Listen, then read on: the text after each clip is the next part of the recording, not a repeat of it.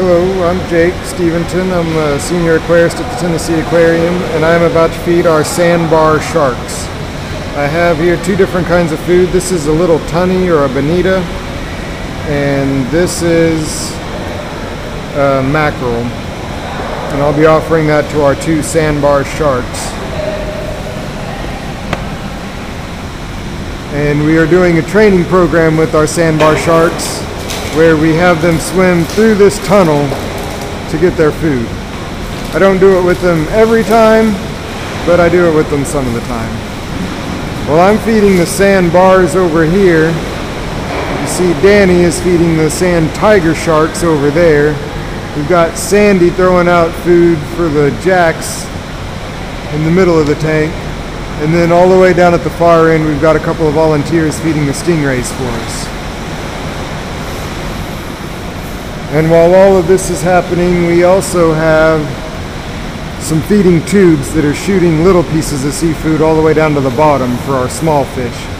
So we try to get everybody all at the same time together in their own designated areas so that everyone has the best chance of getting food.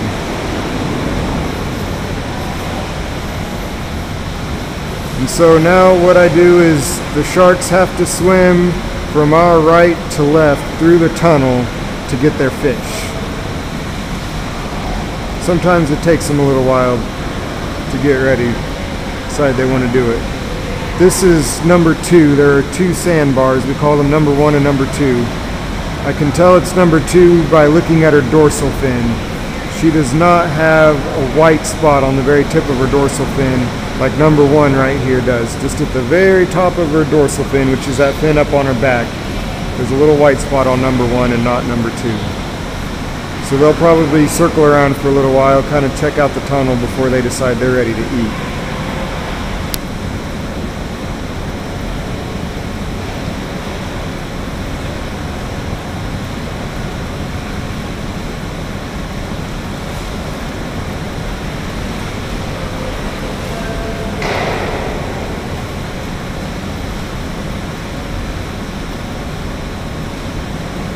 You can see both of the sharks are still kind of just circling around, trying to decide if they want to swim through that tunnel or not.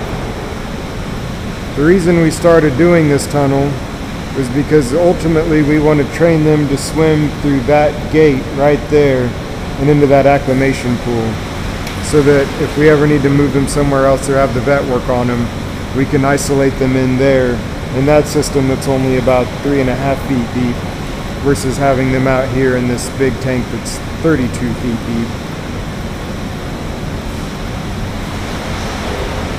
So we used to feed them all the way down at the other end of the tank over there, and I started with 1 square and trained them to swim through there, and then I made them swim through it the right direction, and then we made it 2 squares, and then bumped those 2 squares out just a couple of inches apart, and then 6 inches apart, and then 1 foot, and then 2 feet, and so on, until we got to this size.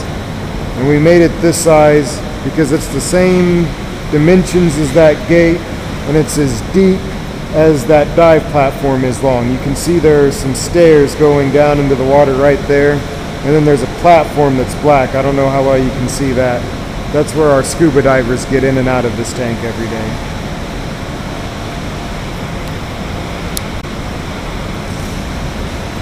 Some days feeding sharks takes a lot more patience than others, and probably always a lot more than most people would think. Usually you think of sharks being just eating machines, but ours are actually pretty finicky. We offer them food 3 times a week. More often than not they'll take it, but they don't always. We try to give them about 5% of their body weight a week.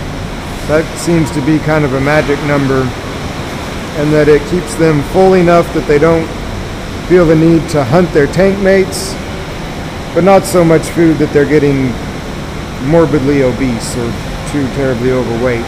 So we keep them at a nice healthy weight, but satisfied enough that they don't hunt their tank mates and eat their friends. So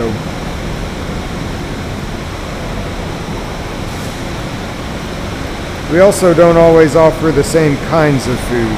We try to mix up which kind of fish we give them, because sometimes they will want to eat only bonitas and sometimes they will want to eat anything but a bonita.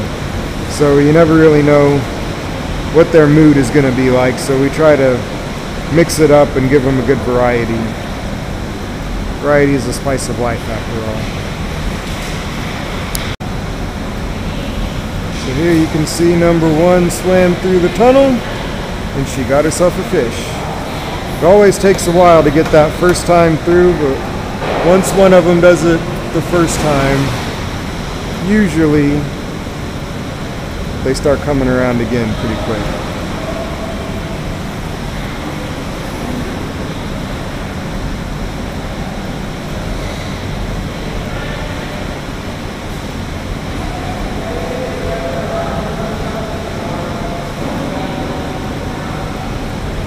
So this is number one. She's got that white spot on her tip of her dorsal fin. That's how I know it was her.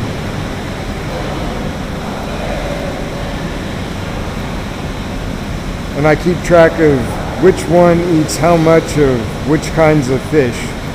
And I'll record this all when I'm done so that we can keep really good records of when and how much they're eating.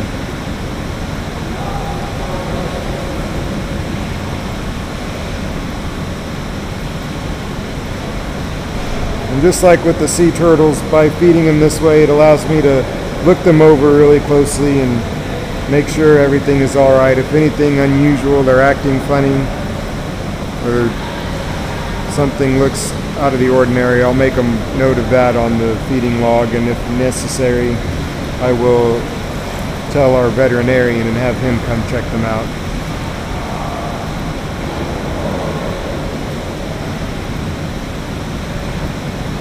You can see that big fish that just swam through there. That is called crevalle jack, or jack crevalle. I can never remember which way that's supposed to be pronounced. They are another one of the big predatory fish in here, and they will steal the shark food if we'll let them. They're a lot faster than the sharks, so we always have to be on our guard to make sure that they don't get the shark food. They get their own food. That's what Sandy was throwing out at the surface for them. So this feeding is done. So now that it's over, I'm going to pull out the tunnel and set it up so that they will know that when the tunnel is in the water, it's time to eat.